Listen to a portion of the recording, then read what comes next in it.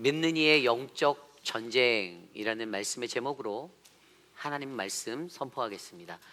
믿는 이의 영적 전쟁. 우리가 살고 있는 21세기 포스터 모더니즘의 시대에 아주 시대적인 거짓말이 한 가지 있습니다. 그것은 세상에는 확실하게 진리라고 말할 수 있는 것이 아무것도 없다라는 말입니다. 어렵죠? 세상에는 확실하게 진리라고 말할 수 있는 것이 아무것도 없다.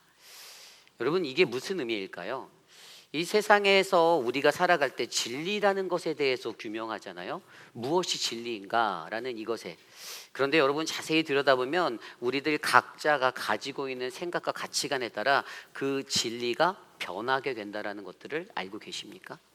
이 진리라는 것이 고정되어지고 객관적인 것이 아니라 그저 각 사람의 주관적인 판단에 따라 이것들이 개인적인 결정에 의해서 일어나게 된다는 것이 바로 오늘 이 시대가 우리가 가지고 있는 이 진리에 대한 관념입니다. 그런데 여러분, 잘 생각해 보십시오. 이 시대적인 이 거짓말, 바로 세상에는 확실하고 진리라고 말할 수 있는 것이 아무것도 없다라는 이 혼미한 이 말 때문에 이 땅에 살아가는 수많은 사람들이 선명히 바라봐야 할 진리를 놓칠 때가 많다라는 것이죠. 각자의 생각에 따라 바뀌는 그것들이 우리가 반드시 붙잡아야 할 진정한 진리까지도 놓치게 만들 수 있다는 이 위기, 여러분들은 어떻게 생각하십니까? 세상이 변하였습니다. 구약 시대 때도요, 여전히 그 거짓된 그 속임수의 말들이 있었습니다. 그래서 진실되게 하나님의 복음을 선포하였던 구약의 선지자들도 또 예언자들도 그들이 하나님의 복음을 외칠 때에 반대편에는 항상 그것을 거짓으로 회방하는 거짓 선지자 예언자들이 있었죠. 그들과의 영적인 전쟁이 늘 있었습니다. 그리고 구약의 시대를 지나 신약의 시대로 넘어와서 예수님 사후에 어떠한 일이 있었습니까? 그때도 동일하게 초대교회를 혼미하게 만들고 초대교회를 음해하는 그러한 악의 세력들이 있었습니다. 거짓으로 하나님의 말씀을 왜곡하고 진리를 감추려고 하였던, 진리를 가리려고 하였던. 그래서 여러분, 사도 바울은요, 이 거짓과 속이는 자들과의 싸움 속에서 자신의 일평생을 매달렸던 복음의 파수꾼이고 진리의 선포자로 삶을 살게 되었던 것이죠. 우리가 잘 알고 있는 16세기의 종교개혁도 마찬가지입니다.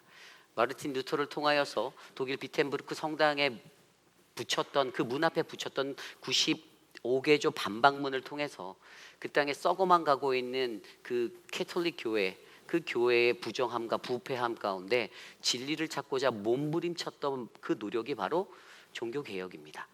그리고 우리가 잘 알고 있는 우리의 요즘의 세대로 넘어온 어떤 에즈베리 부흥 운동이든가 여러 가지 영적 각성 운동들, 영국에서 일어난, 또 한국에서도 일어났던 우리 1900년도의 초반에 있었던 그러한 장대현 교회에서 일어난 그 평양 대부흥의 운동도 동일하게 이 땅에서 진리를 사수하고 진리를 지켜내기 위한 믿음의 사람들이 영적인 전쟁을 통하여서 하나님의 진리를 발견하고 회복하고자 하는 노력이다라는 것이죠.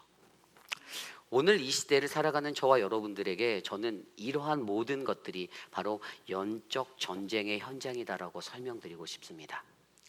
믿음이 있는 사람들은요, 교회, 기독교의 진리를 사수하기 위해서 그들이 이단과의 싸움 속에서 사도신경을 만들고 교리문답을 만들고 그렇게 진리를 지켜내기 위해서 정경을 세우고 몸부림쳤는데, 영적 종교개혁을 일으키고 몸부림을 쳤는데, 오늘 이 시대를 살아가는 저와 여러분, 우리들은 과연 그 하나님의 진리를 사수하기 위해서 어떠한 몸부림을 치고 살고 계신지 점검해 보시는 이 시간이 되기를 원합니다. 프랜시스 셰퍼가 이러한 말을 했습니다. 기독교는 여러 가지 진리들 중에 하나가 아니다. 대문자 T로 시작하는 진리 트로이다. 여러분, 우리가 마주하는 참된 진리, 이 기독교가 안고 있는 이 진리를 반드시 사수하시는 우리 모두가 되기 원합니다. 이것이 영적 전쟁이고요, 매일의 우리의 삶 속에 끊어지지 않는 영적 전쟁입니다. 그래서 오늘 우리가 묵상한 신명기 23장 1절에서 18절까지의 말씀, 이 말씀은요, 이 땅을 살아가는 우리들, 이 믿는 이들이 반드시 치러야 하는 영적 전쟁에 대해서 설명합니다. 아니 내 삶은 평안한데요, 나 잘 살고 있는데, 내 삶은 고요하고 너무 좋아요가 아니라, 여러분, 우리들의 삶 가운데 하나님의 진리를 가리려는 사단의 계략은 계속되고 있습니다. 그래서 우리는 날마다 하나님 앞에 말씀과 성령 충만함으로 깨어 기도함으로 그 우리들의 왜곡된 신앙들, 나의 어누러진 그러한 신앙의 자리들, 그 모습들을 바꾸셔야 되고 지켜내셔야만 합니다. 하나님의 성령 충만으로 우리가 어떻게 이 험한 세상을 살아갈까 고민할 때, 저와 여러분들에게 오늘 말씀은 어떠한 은혜로 우리들을 인도하는지, 오늘 우리에게 선포되어지는 말씀 안에서 믿는 이의 영적 전쟁, 우리가 어떻게 감당해내야 되는지를 깊이 있게 묵상하시는 저와 여러분, 우리 모두가 되시기를 간절히 축원합니다. 오늘 첫 번째로 믿는 이의 영적 전쟁, 오늘 첫 번째로 믿는 이의 영적 전쟁은요, 우리는 우리의 신앙의 혼합주의를 버려야 한다라는 것입니다. 우리의 신앙의 혼합주의를 버려야 한다. 여러분, 오늘 말씀 1절과 3절에는요 이렇게 기록되어져 있습니다. 고안이 상한 자가 음경이 잘린 자는 여호와의 총회에 들어오지 못하리라. 사생자는 여호와의 총회에 들어오지 못하리니 10대에 이르기까지도 여호와의 총회에 들어오지 못하리라. 암몬 사람과 모압 사람은 여호와의 총회에 들어오지 못하리니 그들에게 속한 자는 10대뿐 아니라 영원히 여호와의 총회에 들어오지 못하리라. 아멘. 오늘 말씀 1절부터 3절까지는요 여호와의 총회에 들어가지 못하는 부류의 사람들에서 이야기하고 있습니다. 좀 전에 읽진 않았지만 그 뒤에 말씀에 후반에 보면 에돔과 애굽도, 근데 그들에게는 조건부적인 요소로서요 7절과 8절에 보면 너희가 그들의 땅에서 객이 되었고 에돔 사람을 미워하지 말라, 내 형제이기 때문에. 이러한 이유로 말미암아 그들은 3대 후에 여호와의 총회에 들어올 수 있는 조건부적인 허락은 받았습니다. 그러나 결론부터 말씀드리면 그들은 3대 후에도 여호와의 총회에 쓰임받지는 못했습니다. 자, 그렇다면 우리가 여기서 가장 먼저 여호와의 총회가 무엇인지를 한번 살펴봐야 합니다. 여호와의 총회가 무엇일까요? The Assembly of the Lord라고 말하는, 히브리어로 Assembly of the Jehovah라고 말하는 이 여호와의 총회, 이것이 과연 무엇일까요?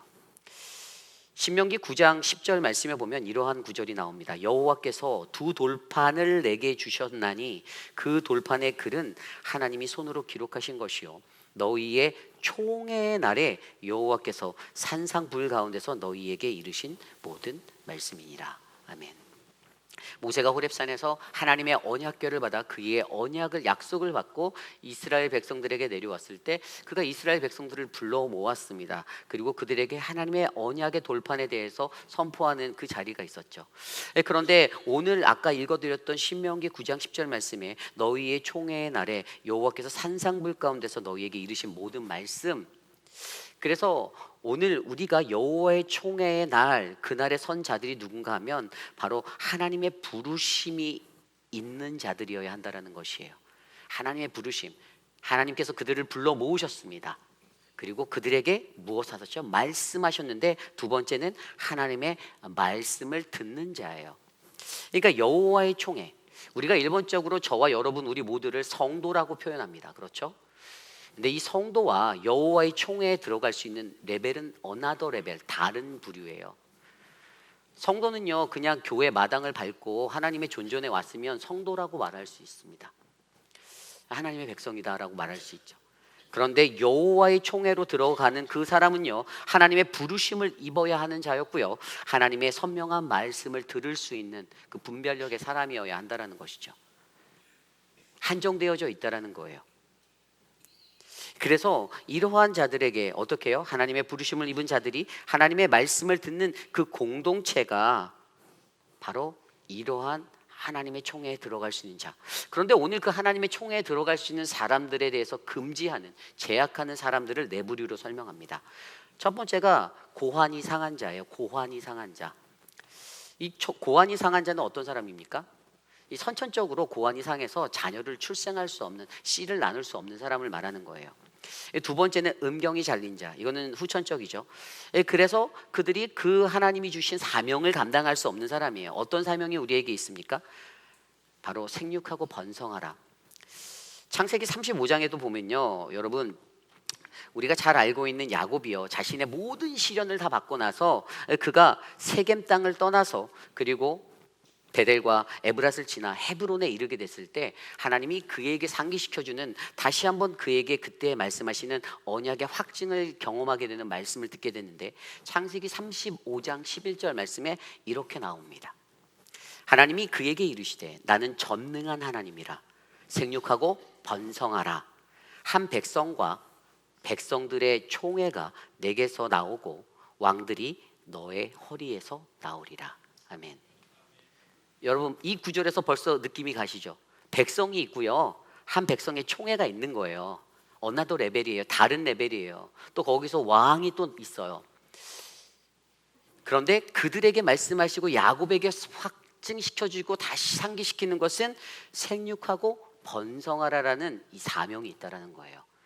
하나님의 사람들은요, 인간적인 육적인 씨를 뿌리는 것이 아니라 영적인 제자를 낳는 하나님의 백성으로서의 재생산을 이루셔야만 합니다.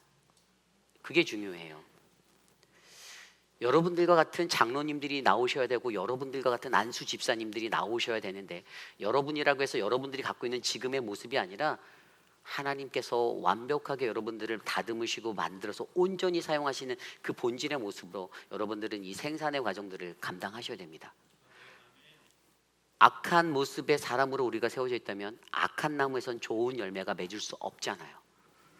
악한 열매를 맺는 나무가 아니라 좋은 열매를 맺는 나무가 되라는 것, 이 생산력을 갖는 그것들이 우리들에게 필요하다는 것. 그래서 여러분, 그들에게 오늘 여호와의 총회에 들어갈 수 없는, 그들은 고안이 상한 자, 음경이 잘린 자, 자손을 낳을 수 없는 재생산의 역할을 감당하지 못하는 그러한 비본질적인 사명자들을 말하는 것임을 기억하시길 바랍니다. 두 번째로 보여지는 것이 사생아예요. 2절에 나와 있는 이 사생자는 여호와의 총회에 들어오지 못한다. 사생자가 어떤 사생아가 누구죠? 이 사생아라고 말하면 그 당시 상태로 봤을 때는요, 이 가나안 신전에서 봉사하는 여사제들이요, 그곳에 제의를 드리기 위해서 달려온 남자들과 이 음행을 해서 그러한 음행적인 유희를 통해서 성적 타락을 통해서 그들이 예배를 드리고 하늘의 비를 받고 뭐 이런 예식들을 했는데, 그때 그런 것들을 통해서 이 아이를 갖게 되고 출산하게 되는, 그때 나온 자녀를 말하는 거예요. 음행의 결과로 만들어진 자녀들. 영적으로 봤을 때 우리가 하나님을 섬기면서 이 영적 간음을 통해서 우리가 생산해내는 제자가 있다면 악은 악을 낳는 그러한 악한 존재의 모습으로 하나님의 백성을 만드는 것이 되는 거죠. 굉장히 중요한 겁니다. 이 좋은 권사님들 속에서 좋은 권사의 뿌리가 이어지는 재생산이 일어나야죠. 그런데 좋은 권사의 모습이 아니라 기도도 안 해, 그냥 뭐 그런 권사의 모습이 표본이 돼서 똑같은 권사를 만들어내는 교회는 그냥 찍어내는 교회예요. 찍어내는 교회. 좋은 장로를 통해서 더 좋은 장로를 만들어내는 재생산이 일어나야죠. 좋은 안수 집사를 통해서 좋은 안수 집사가 세워지는 교회가 되어야죠. 여러분, 이것이 바로 진정한 교회입니다. 그래서 우리가 영적 간음을 통해서 나의 타락함과 나의 모습 때문에 그런 재생산의 것들을 제대로 못하는 것, 이러한 자들은 혼혈아라고 말하고요, 이러한 자들이 어떻게 됩니까? 종교적인 혼합주의로 그들이 살아가는 거예요. 우리가 한 길인 하나님만 바라보고 예수 그리스도의 그 길로 진리 되신 생명 되신 그 길을 걸어가며 이 사명을 감당해야 되는데, 우리는 간음하여 음행하여 세상적인 것, 또 다른 무엇, 거기에 하나님 아닌 다른 것에 관심을 두고 간음하여서 우리는 여호와의 총회에 들어갈 수 없는 그러한 존재가 될 수 있다는 것들을 기억하시길 부탁드립니다. 이 마지막 세 번째에 있는 것이 암몬과 모압에 대해서 얘기하고 있어요. 거기다가 더해서 에돔과 애굽도 같이 이야기하고 있습니다. 앞서 설명드린 대로 에돔과 애굽은 조건부적인 거로 3대 후의 자손이 다시 들어갈 수 있다라고 말했지만, 제가 설명드렸죠. 여호와의 총회라는 것은 특별한 사명을 가진 이 종교적인 굉장히 중요한 직책을 맡은 사명자들이라는 거예요. 일반적인 평신도가 아니에요. 그들의 자리에 가기까지는 여러분 그들이 서지 못했다라는 거예요. 사용되지 못했다라는 거예요. 그렇다면 우리가 여기서 볼 때 도대체 암몬과 모압은 무슨 죄 때문에 여호와의 총회에 들어갈 수 없다라고 말하였을까요? 여러분 암몬과 모압이 어느 뿌리에 근거한지 아십니까? 기억나시나요? 맞습니다. 창세기 19장에 나오는 우리가 잘 알고 있는 아브라함의 조카. 그래서 그 아브라함의 조카 룻을 통해서 어떠한 일들이 일어나죠? 롯을 통해서 그가 풍요의 땅을 바라보고 아브라함과 헤어져서 풍요의 땅으로 나아갔잖아요. 그런데 소돔과 고모라는 그 땅에서 어떠한 일들을 겪게 됩니까? 하나님의 심판이 임하게 되고 그 땅이 불타게 되고, 그때 소알 땅에 거주하던 그들의 마음에 두려움을 느껴서 그 땅을 떠나가는데, 그 땅을 떠나갈 때 어떻게 됩니까? 돌아보지 말아야 할 자신이 남겨놓은 소유에 집착한 그의 아내는 돌아보아서 소동기둥이 되고, 그렇게 간신히 피하여 자신의 두 딸과 그들이 자신의 발걸음을 옮겨 몸을 피하였는데, 산에 올라가서 거주할 때 그곳에 한 굴에서 그들이 거하였는데 거기에서 사고가 일어나게 되죠. 아버지는 망연자실해 있습니다. 모든 것들이 포기하고 싶은, 사랑하는 아내를 잃었기에도 그렇고 자신의 모든 재물을 잃었기에도 그렇고 허무했을 거예요. 넋을 놓고 있는 그를 바라보며 자신의 딸들이 무슨 생각을 합니까? 그의 두 딸이. 근데 그의 두 딸이 아버지를 염려하는 게 아니라 자신들을 염려하며, 야, 우리가 배필이 없어 큰일 나게 됐다, 어떡하지를 고민하게 되었어요. 그래서 아버지에게 막걸리를 진창 먹이고 술을 취하게 해서 내가 아버지와 동침하자, 내 대를 이어야겠다. 그래서 큰딸이 그렇게 동침하여 아들을 낳았는데 그의 이름이 모압 족속의 첫 뿌리가 되었고요. 그렇게 그것들을 따라 둘째 딸이 다음 날에 번갈아서 작은 딸이 들어가서 아들을 낳아 그 이름이 바로 암몬, 바로 그러한 암몬 족속의 시족이 되었습니다. 베남미라고 하는 그 아들을 낳았는데 그가 암몬의 시족이 된 거예요. 여러분 여기에서 중요한 것이 무엇인지 아십니까? 이들의 음행으로 통하여서, 어떻게 보면 형제잖아요, 한 뿌리잖아요. 그런데 그들의 음행으로 통하여서 그들은 하나님께로부터 더 멀어진 존재가 되었다라는 것입니다. 그리고 이들이 어떡합니까? 오늘 말씀 4절 이후에 보면요, 그들이 너희가 애굽에서 나올 때 떡과 물로 너희들 길에서 영접하지 않았다라고 말하잖아요. 맞아요. 그들이 모압이라는 사람이 인정을 베풀지 않았어요. 모압 족속이요, 인정을 베풀지 않았어요. 그들 스스로가 오히려 그 모압의 왕이었던 발람에게 사주해서 저주를 하게 만듭니다. 그리고 음행을 시키게 만들죠. 모압의 여인들과 이스라엘을 음행의 길로 인도했어요. 그들은 그모스를 섬겼고요, 그들은 바알볼에게 경배했던 그러한 이방의 헛된 자들로 살게 되었던 것입니다. 하나님에게서 난 뿌리임에도 불구하고. 그리고 암몬은 어땠습니까? 암몬도 마찬가지예요. 몰렉을 섬겼던 그들의 나라, 몰렉 신에게 인신 제사를 드리고 그렇게 살던 그들의 마음 가운데 어떻게 됩니까? 이스라엘을 돕지 않고 나중에 오히려 모압이 이스라엘을 공격하려 할 때 모압을 도와주는 그러한 역할을 함으로써 자신의 동족들을 고통스럽게 했던 사람들.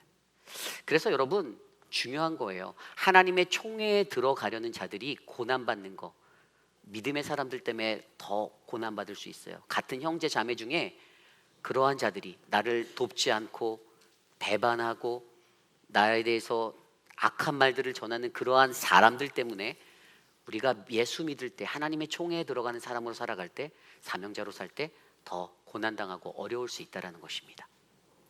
반면에 오늘 말씀에 나오는 에돔 사람은 누구입니까? 여러분 에돔 사람은요, 이삭의 아들 바로 야곱, 이 야곱과의 형제지간이었어요. 그죠? 뿌리가 다 이게 형제예요, 형제.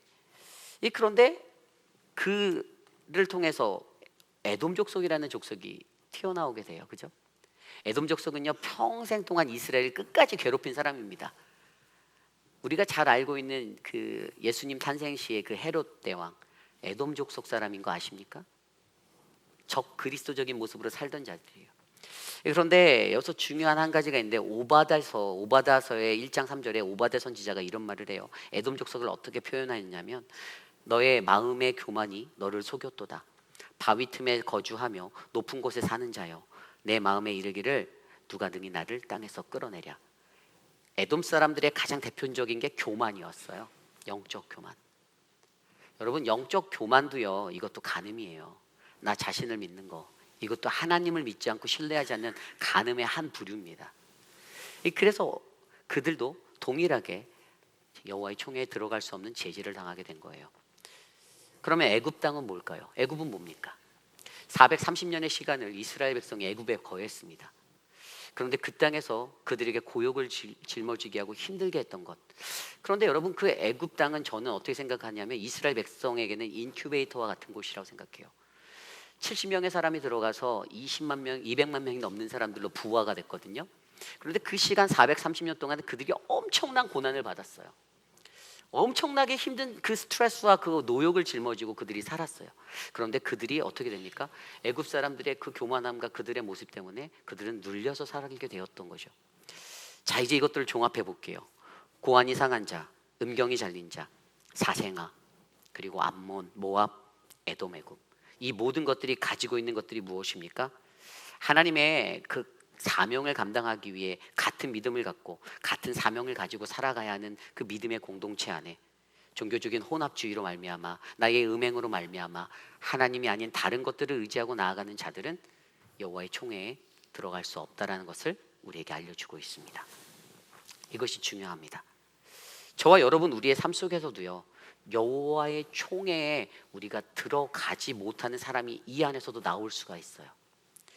그렇기 때문에 여러분, 중요한 것은 여러분, 우리는요, 우리의 삶의 모든 자리에서 같은 마음으로 같은 비전, 같은 꿈을 꾸며 같은 사명의 길을 걸어가셔야만 합니다.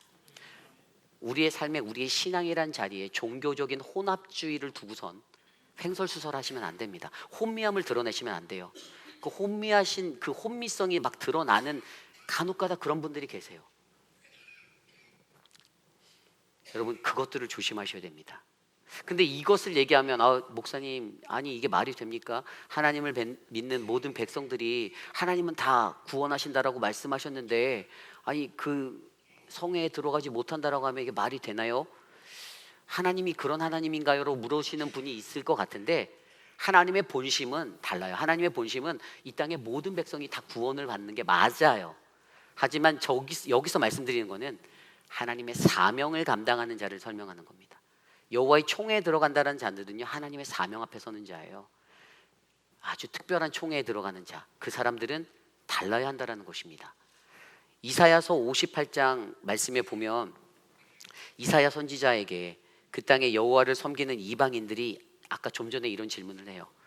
아니 우리 하나님이 하나님의 백성과 우리들을 구별하는 것이 아닌가? 나는 마른 나무에 불과한 사람인 것 같은데 라고 불평합니다. 그래서 이사야 선지자를 통해서 그러한 이방인들에게 뭐라고 말씀해 주시냐면 이사야서 58장 4절 7절 말씀입니다. 여호와께서 이같이 말씀하시기를 나의 안식일을 지키며 내가 기뻐하는 일을 선택하며 나의 언약을 굳게 잡는 고자들에게 내가 내 집에서 내 성 안에서 아들이나 딸보다 나은 기념물과 이름을 그들에게 주며 영원한 이름을 주어 끊어지지 아니하게 할 것이며 또 여호와와 연합하여 그를 섬기며 여호와의 이름을 사랑하여 그의 종이 되며 안식일을 지켜 더럽히지 아니하며 나의 언약을 굳게 지킨 이방인마다 내가 곧 그들을 나의 산성으로 인도하여 기도하는 내 집에서 그들을 기쁘게 할 것이며 그들의 번제와 희생을 나의 제단에서 기꺼이 받으리니 이는 내 집은 만민이 기도하는 집이라. 아멘. 여호와의 목적은 분명합니다. 모든 인류 이방인들 다 구원하겠다라는 거예요. 그러나 하나님의 사명 앞에 선 사람들, 그들에게 그들이 치러야 할 영적 전쟁, 영적 간음, 혼미함으로 하나님의 사역을, 하나님의 일을 망가뜨리는 자가 되는 것이 아니라 하나님의 말씀과 기도로 올바르게 그 사명을 감당할 수 있는 그 영적 능력을 갖추기를 원하신다라는 것들을 기억하시길 바랍니다.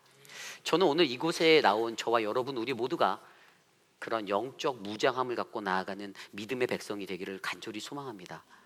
우리들의 연약함이 아니라, 우리들의 약함이 아니라 저와 여러분들이 갖고 있는 그 믿음을 다해서 우리가 하나님 앞에 나아갈 때 분명 우리는 우리들의 갖고 있는 이 신앙의 혼합주의를 단호하게 끊어버리고 여호와의 총회로 당당하게 들어갈 수 있는 아름다운 믿음의 사람이 될 줄 저는 확신합니다.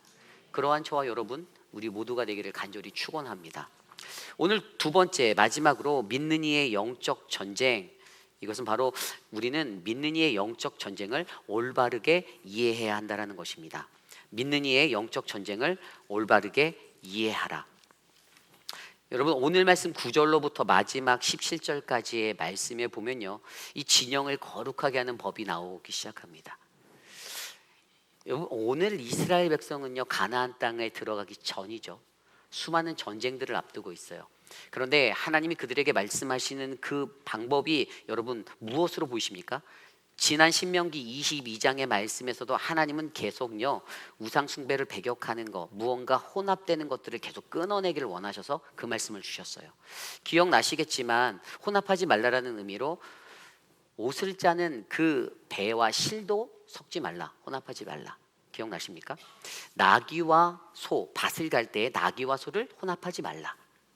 그리고 씨 뿌릴 때에도 혼합하지 말라. 이 종교적 혼합주의가 얼마나 무서운지를 우리에게 설명해 주고 있는 거예요. 이 혼합주의를 설명하면서 오늘 또 다른 것들로 뭐라고 설명하면 9절 말씀에 내가 적군을 치러 출진할 때의 모든 악한 일을 스스로 삼갈지라. 아멘. 적군을 치러 간다. 무슨 상황이죠? 전시예요. 전시. 전쟁입니다. 전쟁의 상황인데 제가 전에 설명드렸잖아요. 전쟁의 상황에는요 군사를 기다려줄 시간이 여백이 없어요. 적들이하고 전쟁을 해야 되는데 하나님께서 앞선 말씀에서 돌려보냈잖아요. 준비가 안 된 사람은 군사로 쓰임받지 못한다라는 게 정답인 거예요. 돌아가라요. 왠지 아십니까? 준비가 안 됐는데 거기 가서 그 전쟁 치르러 가다가 오히려 자신들의 그 공동체에 더 큰 타격을 받을 수 있거든요. 혼미한 사람이 수류탄을 던질지 모르는 채 수류탄을 갖고 나갔는데 수류탄 놓고선 자기 바닥에 떨어뜨려서 자기의 편이 죽는 이 불상사가 일어난다니까요. 돌려보내는 거예요. 기다려주는 거는 나중의 문제입니다. 굉장히 중요한 거예요. 지금 우리가 살아가는 이 시대가 여러분 영적 전쟁의 시간이에요. 마지막 때를 살아가는 우리들이 얼마나 혼미한 영들이 저와 여러분들을 넘어뜨리려고 발을 걸고 있는지 아십니까? 예수 조금 잘 믿으려고 하면요 그 사람 깎아내리는 수많은 소문들로 모함합니다. 교회 일 열심히 하려는 장로 보면요 뭐 묻지마 과거를 다 드러내서 어디서 뭐 맞지도 않는 신상조사해서 그거로 그분을 넘어뜨리려고 발악을 합니다. 여러분 이것이 우리들의 현 주소예요. 영적 전쟁터. 그런데 영적 전쟁터를 치를 때 뭐 하라고요? 모든 악한 일을 스스로 삼가하래요. 이게 핵심이에요. 모든 악한 일을 스스로 삼가라. 근데 거기에 이유가 있어요. 그 다음 구절에 보면 왜 그것들을 우리에게 말했을까요? 14절에 보면요 거기에 우리의 거룩함이 없음 때문이죠. 14절 말씀에 뭐라고 나옵니까?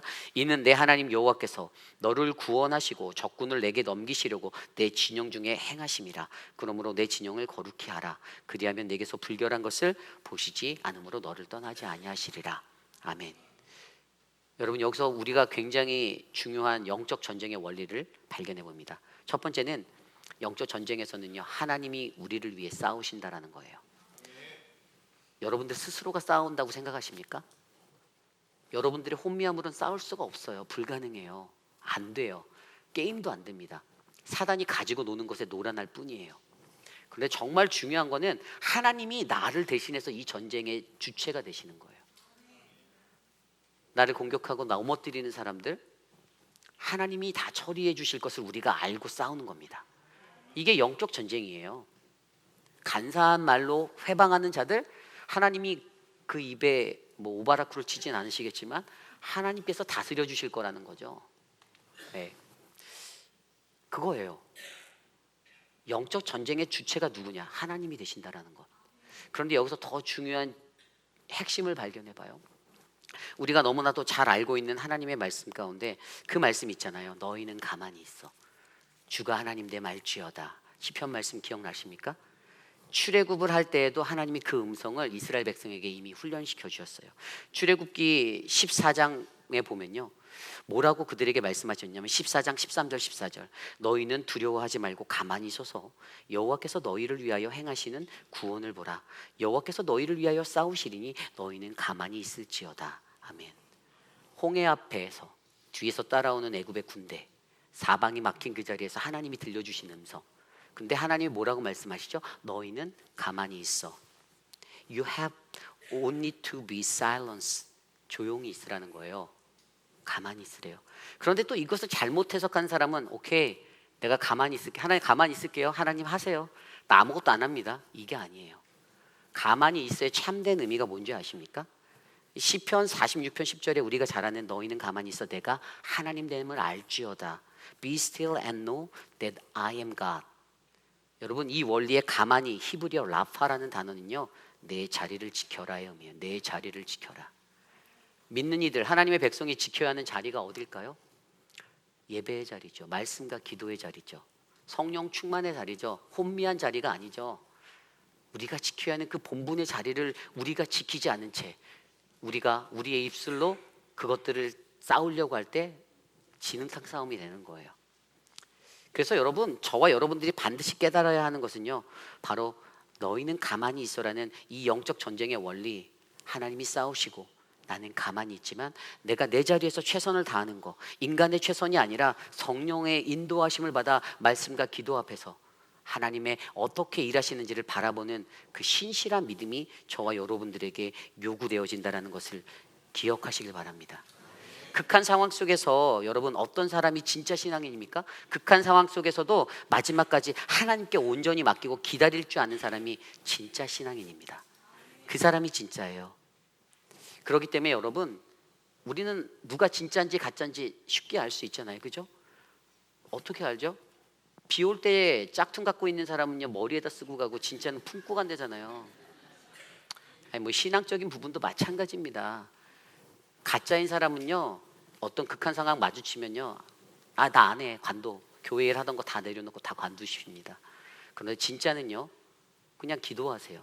새벽 예배 아니 안 나오던 새벽 예배를 더 나오시고 모든 예배 공예배에 더 나오시고 갑자기 기도의 그 용사로 무장해서 나가세요. 차이가 확 느껴지십니까? 진짜와 가짜는 반드시 구별됩니다. 그래서 저는요 이곳에 계신 저와 여러분들이 이 영적 전쟁을 마주할 때 진짜가 되기 원합니다. 진짜가 되셔야 돼요. 그런데 그냥 하면 어려운데 하나님이 그래서 우리에게 말씀으로 말씀해 주세요. 어떻게 하면 우리가 진짜가 될 수 있는가? 어떻게 하면 이 영적 전쟁을 승리할 수 있는가? 여러분 우리가 영적 전쟁에서 승리할 수 있는 유일한 무기는 이미 저와 여러분이 다 가지고 있습니다. 누구죠? 예수 그리스도. 아멘 안 하시는 분들은 안 계신가요? 예수 그리스도가 여러분들의 마음에? 아멘. 예수 그리스도가 유일한 우리들의 무기예요.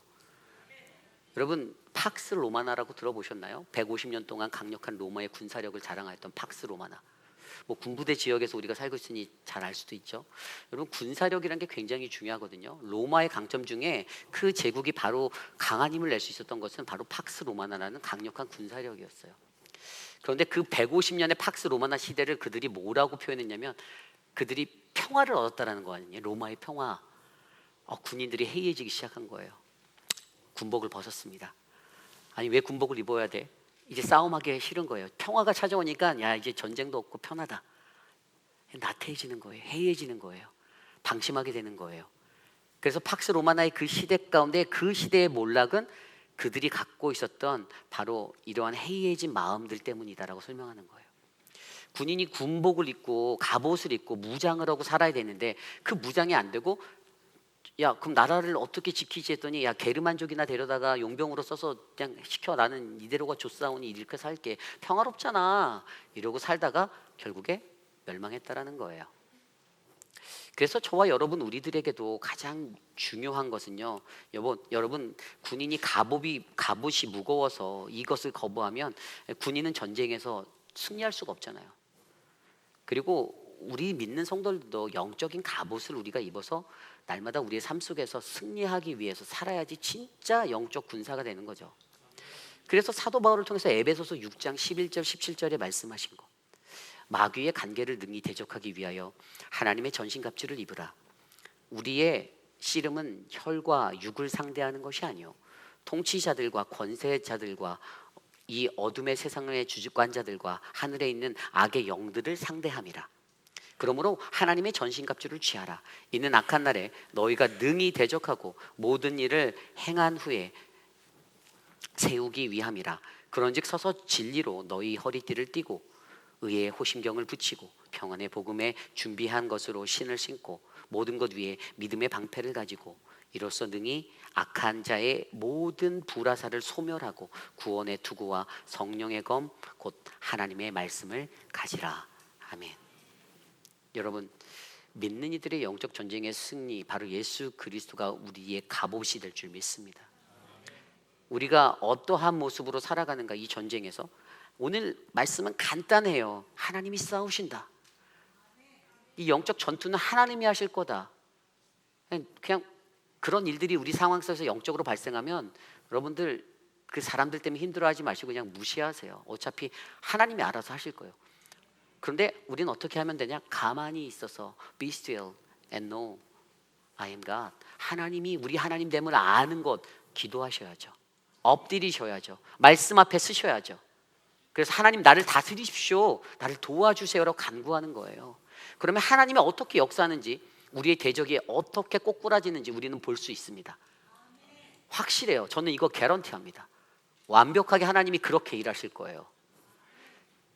그래서 우리가 우리의 일상에서 전신갑주를 취해서 머리부터 발끝까지 우리에게 성령 충만함의 무기로 하나님이 함께 하셔서 하나님이 공급하시는 힘과 기도로 이 전투에 참여하여 승리하는 저와 여러분 우리 모두가 되시기를 간절히 축원합니다. 이것이 오늘 말씀의 두 번째, 우리는 믿는 이의 영적 전쟁을 올바르게 이해해야 한다입니다. 이제 말씀을 정리하고자 합니다. 여러분, 오늘날과 같은 시대는요, 정말 어떻게 우리가 살아가야 하는지 막막할 때가 많아요. 세상에 너무나도 좋은 게 많고요. 근데 그것들 쫓다 보면 우리가 하나님이란 존재를 놓칠 때가 너무나도 많아요. 그것 때문에. 여러분, 마르틴 루터가 종교개혁을 하면서 그가 회심하고 그가 들어섰던 그 복음, 성경이 전하고자 하는 진리가, 그가 뭐라고 확신했냐면 모든 죄인이 예수 그리스도의 은혜를 믿음으로 하나님께 의롭게 받는다라는 이것을 그가 느꼈어요. 이게 진리예요. 우리에게 누군가가 그리스도인들에게 무엇이 진리라고 묻는다면 여러분들은 마르틴 루터처럼 이것들을 고백하셔야 돼요. 내가 하나님의 은혜로, 예수 그리스도의 은혜로, 그것을 믿음으로 말미암아 하나님으로부터 의롭다함을 얻을 수 있다라는 이 구원. 오늘 여러분들은 이 진리 위에 서고 계십니까? 우리 인간이 가지고 있는 우리의 문제, 일그러진 자아, 저는 이것이 가장 큰 문제라고 봐요. 성경적인 용어로 하면 거듭남이 빠진 거예요. 거듭남이 없어요.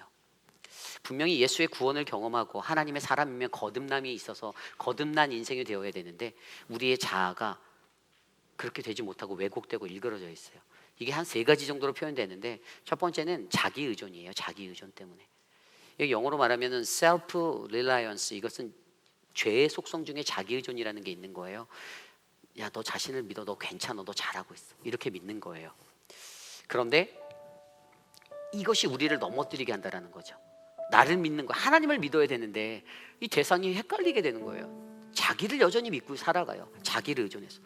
두 번째가 자기의예요. self-righteousness. 우리 인간에겐 도덕이라는 것이 있죠. 세상을 살면서 지켜야 할 도덕적인 질서, 규범이 있어요. 그런데 이것들로 통해서 도덕적으로 내가 이걸 잘 지켰을 때 다른 사람과 비교하며, 야, 나는 도덕적으로 성숙한 사람이야, 난 괜찮은 사람이야. 신앙에서도 나는 괜찮은 그리스도인이냐라고 자기 스스로가 교만해지고 판단할 때, 자기의에 빠질 때 우리는 이 도덕적인 모든 것들이 자기의로 변해되는 아픔을 겪게 된다는 거예요. 그래서 왜곡된 신앙을 사는 거죠. 마지막 세 번째가 자책감입니다. 이 self accusation, 이것은 어떤 겁니까? 성경에서 아담과 하와가 그들이 하나님 앞에서 범죄했을 때 하나님은 그들의 마음에 양심이라는 것들을 던져주셔서 아담이 어떻게 했어요? 나뭇가지 잎을 끊어서 자신의 몸을 가리고 숨었잖아요. 이 양심이 워킹된 거거든요. 그런데 사단이요, 이 양심을 계속 공격해서 우리들에게 말하는 거예요. 야, 괜찮아, 괜찮아, 괜찮아. 그래서 우리의 마음이 너무나도 힘드니까 거기서 죄책감이 일어나고 자책하게 되는 그런 상황. 그래서 우리가 어떻게 되죠? 이 영적 전쟁에서 무너지는 삶을 살게 되는 거예요. 그래서 저는요, 가장 문제는요, 예수 그리스도라는 온전한 그 질그릇에 담긴 보배가 우리 안에 있으면서도 우리가 나의 자기 의존과 자기의 의와 자책감으로 말미암아 이 영적 전쟁을 승리하지 못하는 그 넘어짐을 계속 경험하고 있다는 것. 어찌 보면 이것이 오늘 이 시대를 살아가는 저와 여러분 우리 모두의 문제예요. 그래서 저는 우리 공동체가 이것들을 믿음으로 이겨내고 감당해내는 성령 충만한 교회가 되기를 원합니다. 여러분들은 어떠한 인생을 꿈꾸십니까? 영적 전쟁이 눈에 보이지 않는다라면 그것은 나의 거듭남이 없음임을 인지하시길 바랍니다. 내가 거듭나지 않아서 이게 영적 전쟁인지 뭔지도 혼미해서 못 느끼는 거예요. 그런데 영적으로 거듭난 사람, 성령 충만한 사람, 예수 그리스도의 영에 붙잡혀 하나님의 영과 하나가 돼서 살아가는 그 사람은요, 민감하게 이것이 느껴져요. 내 영을 사단이 공격하는구나, 나를 잡아뜨리려는구나, 나를 넘어뜨리려는구나. 여러분, 거듭나시기를 부탁드립니다. 그래서 이 믿는 이의 영적 전쟁에서 승리하는 우리 모두가 되기를 간절히 축원합니다. 이 시간 그러한 마음으로 모두 자리에서 일어나서 함께 찬양 드리기 원하는데요, 선한 능력으로 우리를 안으시고 우리를 인도하시는 그 하나님, 주님만 의지하며 살아가는 우리 모두가 되기를 소원하며 함께 찬양합니다. 주 선한 능력으로 날 안으시네, 주 선한 능력으로 안으시네, 그 크신 팔로 날 붙드시네, 그 크신 팔로 날 붙드시네. 절망 속에도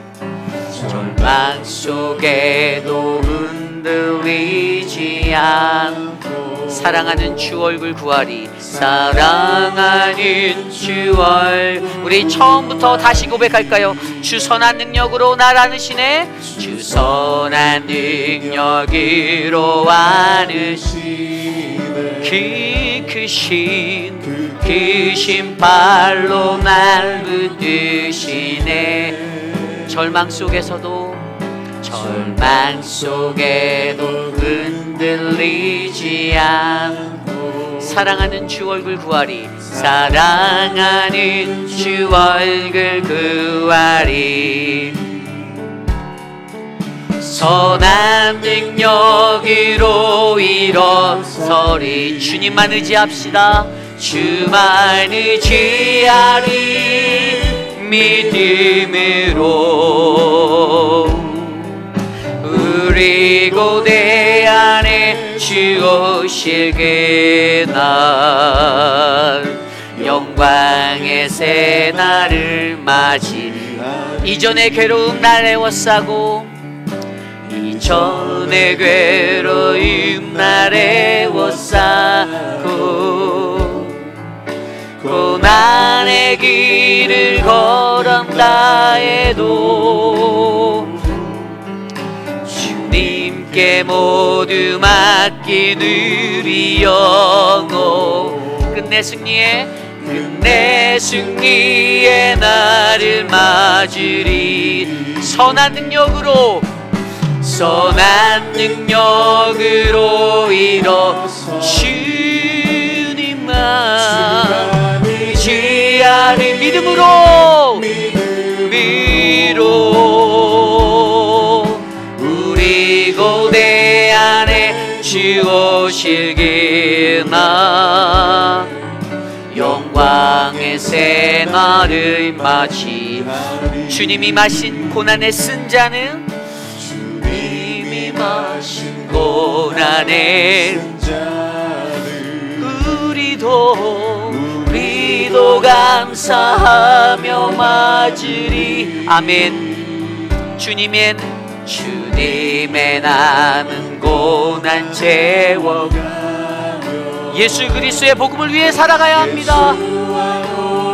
위에 살리라. 우리 두 손 높이 들고 찬양할까요? 선한 능력으로 일어서 주님만 의지하리, 믿음으로 우리 고대 안에 주 오실 그날, 승리의 새날 선한 능력으로 일어서리 선한 능력으로 일어서리 주만 의지하리 믿음으로 우린 고대 안에 주 오실 승리의 승리. 우리 마지막으로 한 번 더 고백합니다. 선한 능력으로 선한 능력으로 일어서리 주만 의지하리 믿음으로 우린 고대 안에 주 오실 그날 승리의 새날을 맞이하리. 참으로 존귀하신 하나님 감사합니다. 매일의 삶 가운데 펼쳐지는 하나님 스펙타클한 그러한 환난과 고난 역경들, 이 영적 전쟁 속에서 하나님이 우리를 위해 싸우시고 우리는 가만히 있어서 우리의 자리를 지켜 하나님 앞에 하나님이 어떻게 일하시는지를 묵상하며 하나님 전신갑주 취하여 말씀과 기도와 성령 충만함으로 영적 승리의 길을 걷는 그 승리자가 되기를 간절히 소망합니다. 하나님, 내가 가지고 있는 내 삶의 혼미함, 하나님 삶의 내 신앙에 젖어들어 있는 그 종교적인 혼합주의를 모두 다 깨뜨려 버리고 오직 예수 그리스도 주님만을 의지하여 살아가는 우리 모두가 될 수 있도록 인도하여 주시옵소서. 사랑하는 우리 안순옥 집사님, 하나님 예배에 나와 주께 나와 기도할 수 있고 예배할 수 있는 은혜 주셔서 감사합니다. 그 삶에 축복을 더하시고 하나님의 은혜를 베푸시고 옆에서 도우는 남편의 그 삶에 하나님의 더 큰 은혜를 하나님 베풀어 주시옵소서. 사랑하는 조길란 집사님, 사랑하는 남편을 떠난 그 슬픔, 하나님 슬픔이 기쁨으로 변하는 은혜에 거하게 하시고 혼자 남겨진 인생을 살 때 예수 그리스도 안에서 보호하심 받고 은혜를 누리는 믿음의 삶이 되게 도와주시옵소서. 사랑하는 박문자 집사님, 하나님 건강을 허락하여 주시고 하나님 예비된 모든 수술의 과정이 하나님의 은혜로 진행되도록 인도하여 주시옵소서. 사랑하는 우리 지연초 권사님, 하나님의 은혜로 만져주시기를 기도합니다. 권사님의 삶에 하나님이 주인 되시오니 모든 것들을 깨끗이 낫게 도와주시옵소서. 한영숙 집사님이 기도하는 손녀 줄리안의 하나님 간 검사의 결과가 잘 나와 건강한 삶을 살 수 있도록 지켜주시기를 기도합니다. 하나님 은혜를 베풀어 주시옵소서. 여전도회가 하나님 떠나는 그 길 오고 가는 발걸음 속에 안전히 사고 없이 돌아올 수 있도록 은혜를 주시고 서로 다투지 않고 즐겁고 행복한 시간 맞을 수 있도록 인도하여 주시옵소서. 지금은 우리 구주 예수 그리스도의 무한하신 은혜와 그 크신 하나님의 사랑하심과 성령 하나님의 감화감동 교통하심의 역사가 거룩하신 하나님 앞에 나아가며 이 혼란한 세대를 하나님 내가 믿음으로 주님이 주신 성령의 능력으로 전신갑주 취하여 하나님 내가 이기고 승리하겠습니다. 하나님 내 삶의 혼미함과 혼합주의적인 모든 것들을 끊어내게 하시고 하나님이 내 안에서 일하시는 그 싸움을 바라보게 하옵소서라고 간구하는 사랑하는 회의비라닌 장로교회 성도님들, 오늘 이곳에 나와 주께 예배드리는 믿음의 권속들 머리머리 위에 저들의 가정과 자녀와 삶의 터전 위에 지금으로부터 영원토록 함께 하시기를 간절히 축원하옵나이다. 아멘.